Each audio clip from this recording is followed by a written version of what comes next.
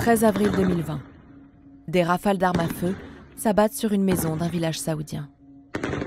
C'est celle d'Abdulrahim Al-Huwaiti, qui mourra dans cet assaut des forces de sécurité. Il s'était opposé au rêve du maître du royaume, Mohammed Ben Salman, Neom, la ville du futur. Now, a revolution in civilization is taking place. Un chantier pharaonique en plein désert, dépeint dans des publicités spectaculaires. Energy and water supplies are 100% renewable.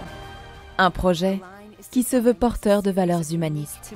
Neom, accelerator of human progress. Pourtant, aujourd'hui, des citoyens saoudiens croupissent en prison pour avoir fait obstacle au projet. Ils seraient des dizaines.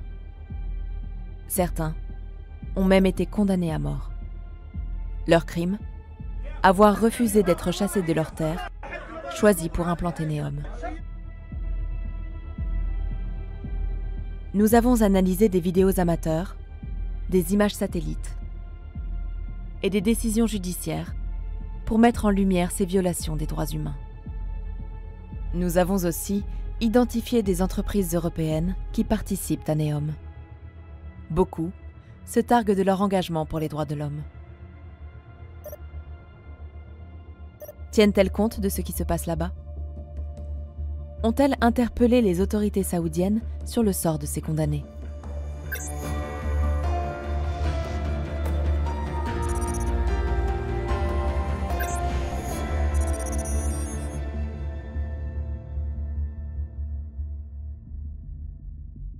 Au nord-ouest de l'Arabie saoudite, au bord de la mer Rouge, Neom s'étend sur 26 500 km².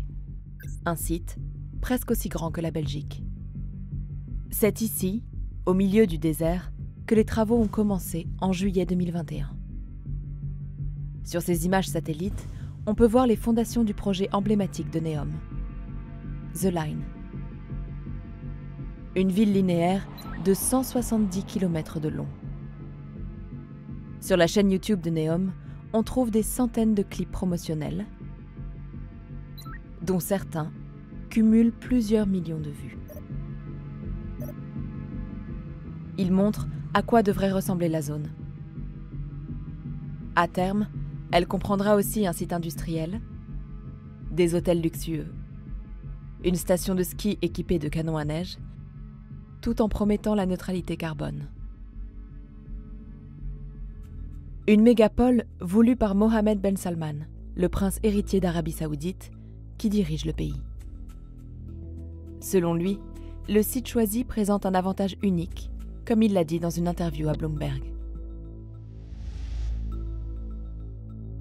À Neom, il n'y a personne, donc les réglementations seront basées sur les besoins des entreprises et des investisseurs. Imaginez être le gouverneur de New York sans avoir aucune demande de la population. Tout ce que vous pourriez créer pour les entreprises et le secteur privé. En réalité, le territoire sur lequel se bâtit Neom est loin d'être inhabité. Près de 20 000 bédouins de la tribu Huwaitat vivent dans cette région depuis des siècles. Sur cette carte britannique datant de 1838, la présence de la tribu Huwaitat est déjà recensée. Depuis le lancement de Neom en 2017, des centaines de maisons ont été rasées. On peut le constater sur ces images satellites, prises cette année-là. Puis en 2024.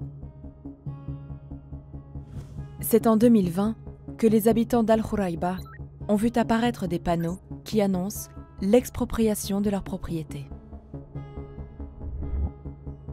On leur promet des compensations. Mais certains résidents, qui vivent ici depuis des générations, ne sont pas d'accord. Dans cette vidéo publiée sur YouTube, on les voit interpeller les autorités locales.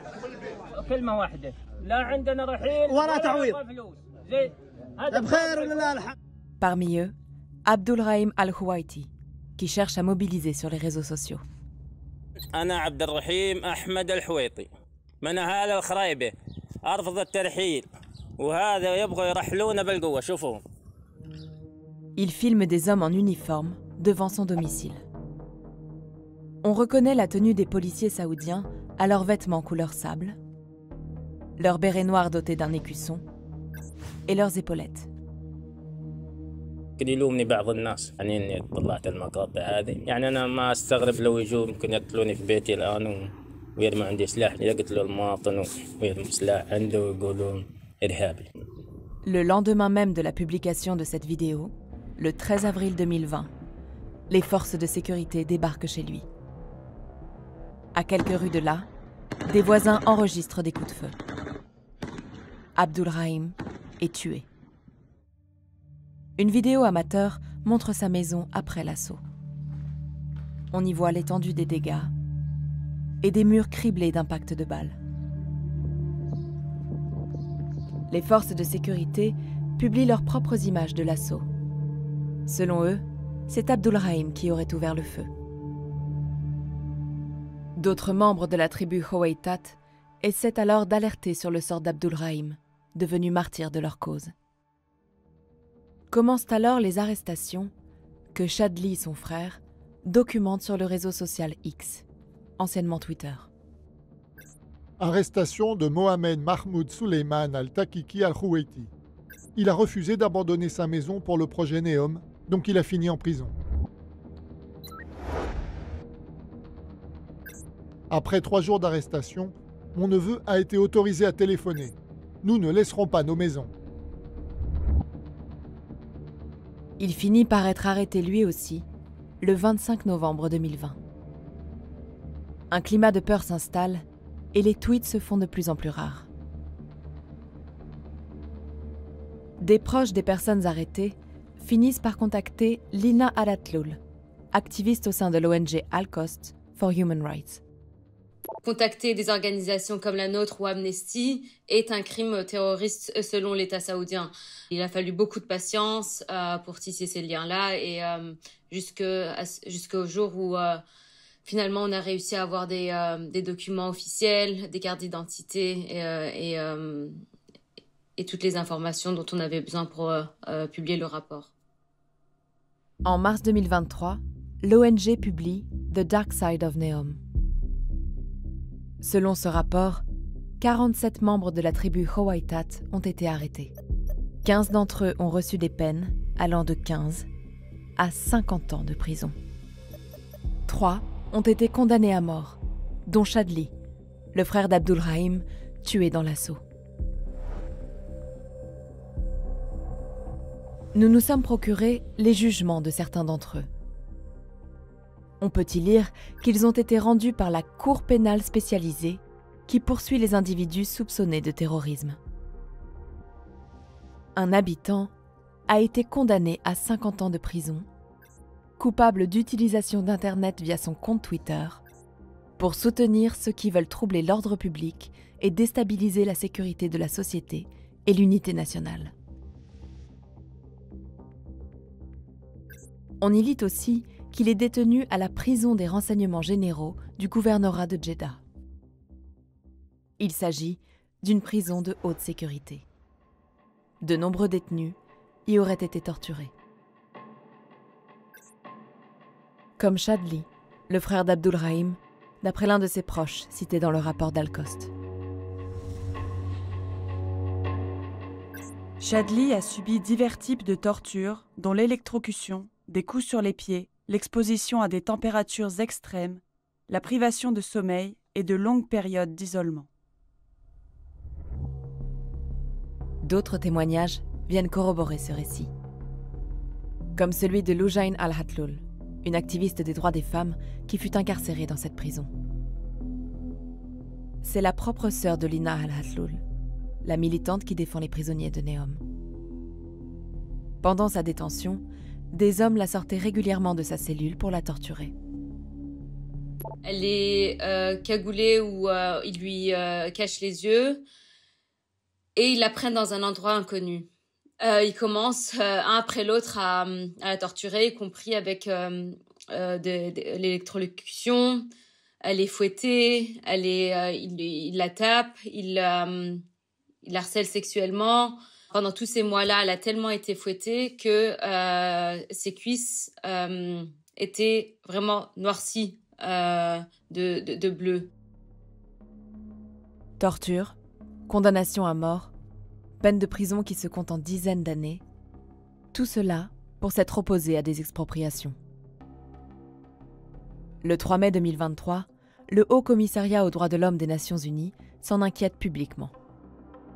Arabie Saoudite, les experts de l'ONU s'alarment des exécutions imminentes liées au projet NEOM. Ils interpellent l'Arabie Saoudite sur les 6 sentences les plus lourdes.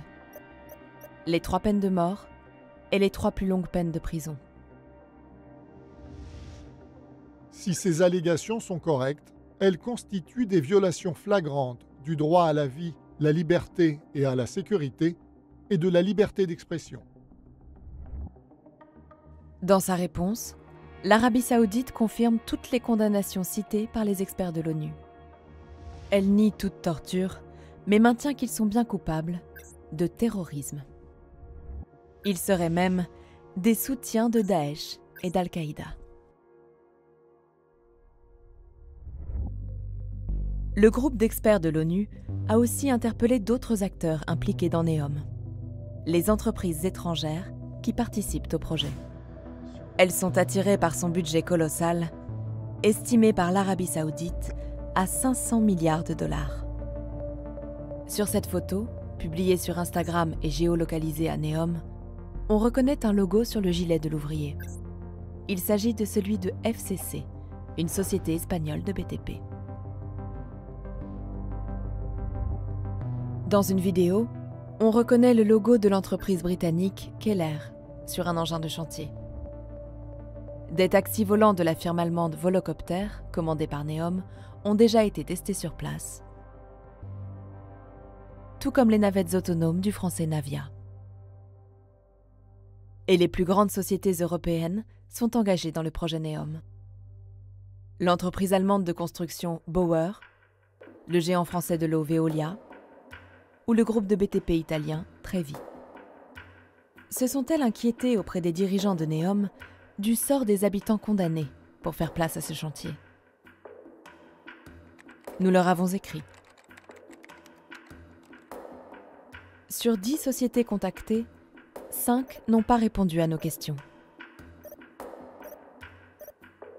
Les autres ne mentionnent jamais les condamnés de NEOM dans leur courrier. Mais toutes proclament leur attachement aux droits de l'homme.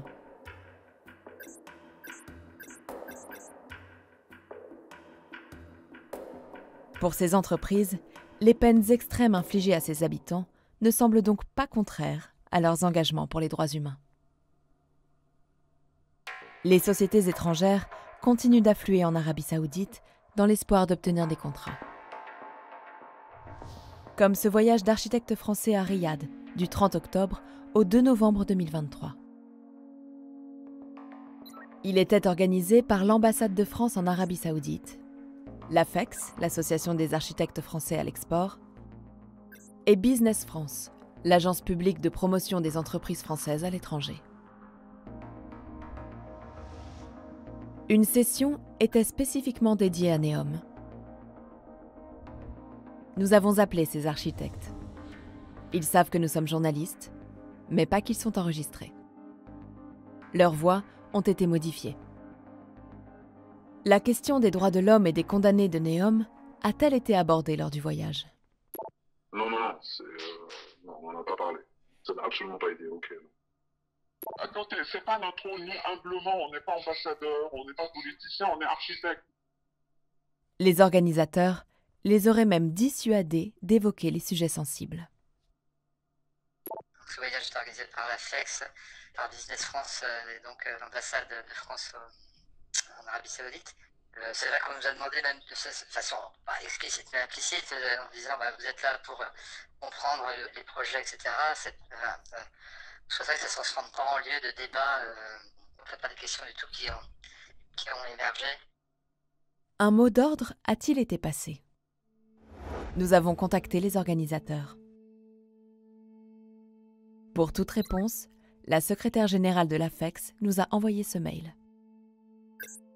L'AFEX et moi-même n'avons pas de commentaires à apporter à vos emails. Business France et l'ambassade de France en Arabie Saoudite ne nous ont pas répondu. J'ai l'impression que Neom résume l'Arabie Saoudite aujourd'hui avec un discours officiel destiné à l'étranger, mais en même temps, on recule des décennies en arrière en condamnant à mort les gens qui y habitent juste pour avoir exprimé leur mécontentement. À Neom, les destructions de villages continuent. Quant aux condamnés à mort, leurs sentences ont été confirmées en appel le 23 janvier 2023. À ce jour, leur sort reste inconnu.